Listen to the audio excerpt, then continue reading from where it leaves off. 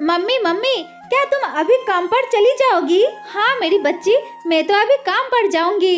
वो तो मैं हर रोज जाती हूँ, लेकिन तुम आज इस तरह से पूछ रही हो, क्या कोई बात है? नहीं माँ, कोई खास बात नहीं है, लेकिन मेरी तबीयत कुछ ठीक नहीं लग रही है। मुझे बहुत ही ज्यादा तकलीफ हो रही है, इसलिए मैं तुमको कह रही हूँ। अरे मेरी बच्ची, तुमको क्या हो गई है? क्या तुमको बुखार तो नहीं है? मुझे बताओ, दिखाओ तो मुझे, तुमको क्या हुआ है? बताओ बताओ। नहीं माँ, मुझे बुखार नहीं है, लेकिन मुझे कुछ हो रहा है। माँ, आज तुम काम पर मत जाओ, आज पूरा दिन तुम मेरे साथ रह लो प्लीज। माँ, काम पर तो तुम हर रोज जाती हो, एक दिन अगर नहीं जाओगे तो क्या होगा? अरे इस पगली की बात तो सुनो, अगर मैं काम पर नहीं जाऊंगी तो तुम रात में क्या खाओगे बताओ तो? सुनो मेरी बच्चा, अब तुम घर पर रह लो, मैं जाऊंगी अभी और शाम तक लौट कर आऊंगी, फिर रात में तो मैं तुम्हारी साथ ही रहूंगी। अच्छा ठीक है माँ, जाओ तुम, लेकिन जल्दी आना होगा तुमको, ठीक है? और मेरे लिए कुछ लेकर आना। इसके बाद टूनी चिड़िया रानी चिड़िया को अपने घर पर रखकर बाहर चली जाती है काम के लिए। इसके बाद टूनी चिड़िया शाम होने की पहले ही अपने घर लौटकर चली आती है। अरे माँ, तुमने मेरे लिए लॉलीपॉप लेकर आई हो? दे दो मुझे, दे दो, मुझे तो अभी खाना है। ये लो मेरी रानी बिटिया, तुम नहीं खाओगी तो और कौन खाएगी? मैं तो तुम्हारे लिए लेकर आई हूँ, अब खा लो मेरी बच्चा, तुम ये लॉलीपॉप खा लो। माँ, मुझे ना ये लॉलीपॉप देखकर बहुत ही ज्यादा खुशी हो रही है। माँ, अब तो मैं खेलने के लिए जाऊंगी, मैं इस लॉलीपॉप को लेकर खेलने के लिए जाती हूँ माँ।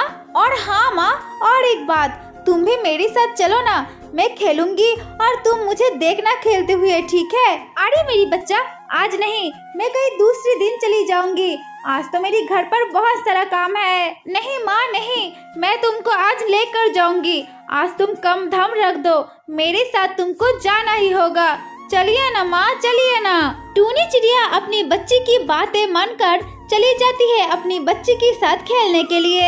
अरे अरे टूनी चिड़िया, तुम कहाँ जा रही हो? आजकल तो तुम्हें दिखाई नहीं देती है, तुम कहाँ पर रहती हो? बहुत दिनों बाद तुमको देखा, अब बताओ तुम क्या करती हो और कहाँ रहती हो और तुम कैसी हो, बताओ तो।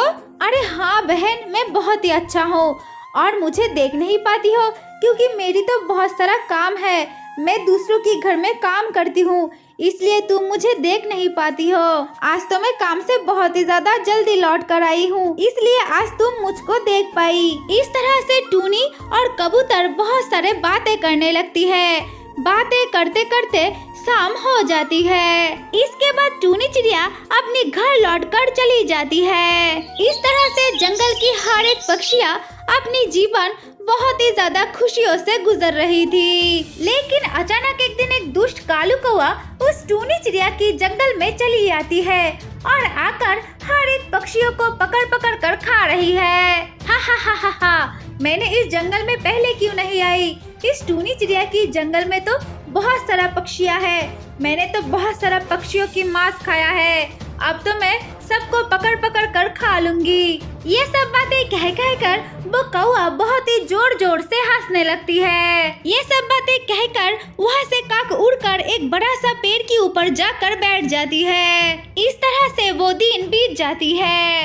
एक दिन टोना चिड़ा की बेटा पिंकू उस रास्ते से जा रही थी, तभी पिंकू के सामने वो कौवा चली आती है और आकर कहने लगती है, हा हा हा हा हा, ये क्या है? ये तो एक छोटी सी बच्चा है और इस छोटी सी बच्ची की मांस खाने में मुझे तो बहुत ही ज्यादा मजा आएगा, आज तो मैं तुझको मजे से खाऊंगा। हा हा हा हा हा। अरे कौन हो तुम और ये सब तुम क्या सब बातें बोले जा रही हो?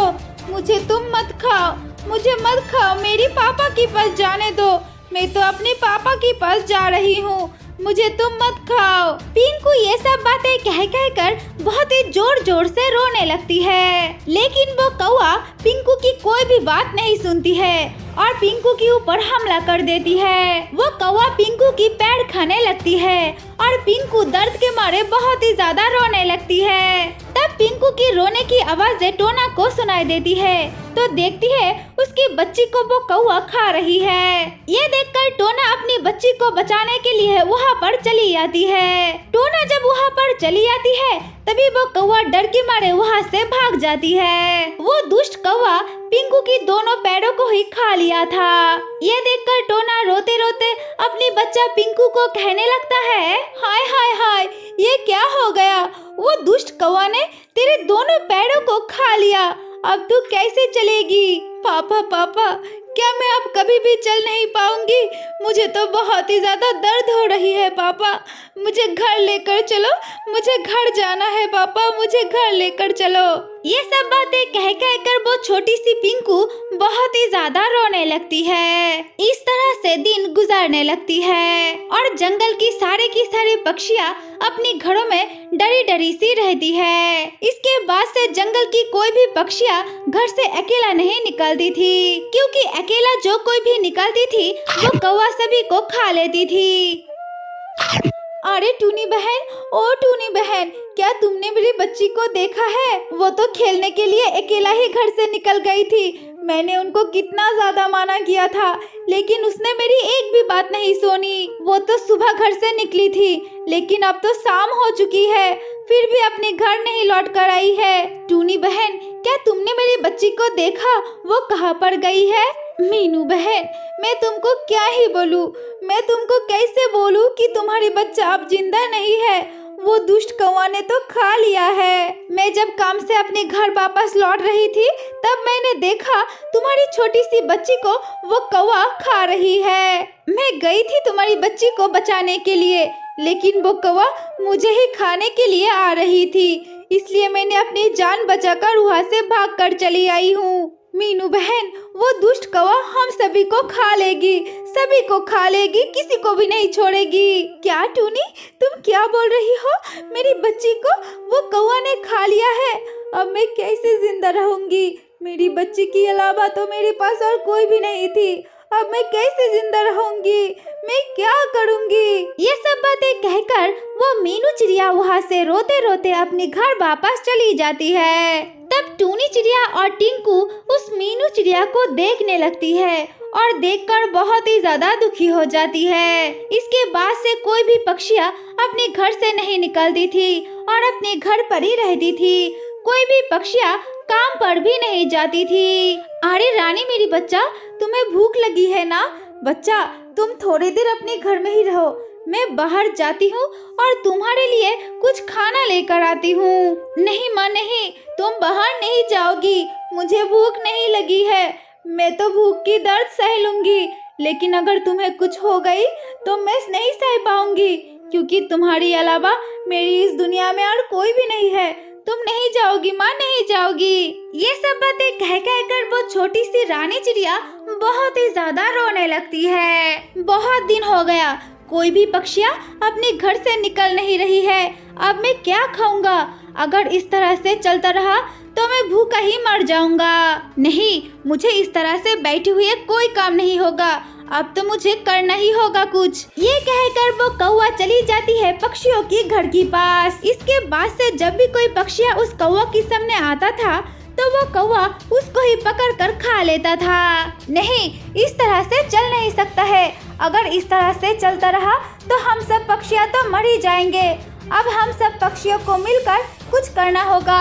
इसके बाद जंगल की सारे पक्षियाँ मिलकर उस कौवा को मारने के लिए एक आइडिया लगाती है। इसके बाद दूसरे ही दिन टूनी चिड़िया उस कौवा को पकड़ने के लिए एक जाल बिछाकर रख देती है और उस जाल के नीचे अपनी बच्ची को रख देती है। अरे अरे, वो रहा मेरी एक शिकार। कितने दिनों बाद मुझे आज छोटी सी पक्षी की मांस खाने मिलेगी। अब मैं जल्दी जाती हूँ और जाकर उस पक्षी को खा लेती हूँ। ये कहकर वो कौवा जब भी वहाँ पर चली जाती है तभी वो जाल आकर कौवा के ऊपर गिर जाती है और वो कौवा उस जाल में बिल्कुल फंस जाती है। इसके बाद जंगल की सभी पक्षियाँ वहाँ पर चली आती है। अरे मुझे छोड़ दे, मुझे यहाँ पर क्यों बंद करके रखा हुआ है? अगर मैं यहाँ से निकल पाऊँ ना तो सभी को मैं खा लूँगा। अरे चुप हो जा दुष्ट कालू कौवा, आज तो हम सब तुझे नहीं छोड़ेंगे। तूने तो हमारी अपन जोनों को खाया है, अब तो तुझे भी मरना होगा और तुझे जलाकर हम सभी ने मार डालूंगा। तू देख अब। ये कहकर वो टूनी चिड़िया उस कालू कौवा को आग लगा देती है और वो कालू कौवा आग लगकर वहीं पर मर जाती है। इसके बाद से जंगल की सभी पक्षियाँ उस जंगल में खुशी खुशी अपनी जीवन बिताने लगती है। हमारी प्यारी दोस्तों, तो ये थी कहानी। अगर तुम लोगों को यह वीडियो पसंद आई है तो वीडियो को लाइक और ऐसे ही और वीडियोस देखने के लिए हमारे चैनल को सब्सक्राइब जरूर कर लेना।